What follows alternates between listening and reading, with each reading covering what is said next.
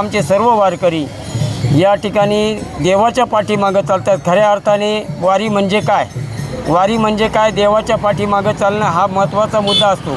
परंतु काही लोक ते ठीक आहे की वयाच्या 22, 23, 25पर्यंत ठीक आहे पुढे चालतात, तरुणांना लक्षात येत नाही। परंतु ज्येष्ठांनी देवाच्या पाठीमागं चाललं पाहिजे, हे एक अति दुर्मिळता आहे। या गोष्टीची खेद वाटतो की ज्येष्ठांनीसुद्धा या गोष्टीचा तात्पर्य निर्णय घेऊन देवाच्या पाठीमागं चालावं आणि या पंढरपूरच्या दिशेने विठ्ठल रुक्मिणीच्या भेटीकरता आपण आषाढी वारीच्या या पर्वावर चालत असताना प्रत्येकाच्या मुखातून विठ्ठल विठ्ठल विठ्ठल विठ्ठल विठ्ठल असं कमीत कमी नाव घेत चाललं पाहिजे, गात चाललं पाहिजे।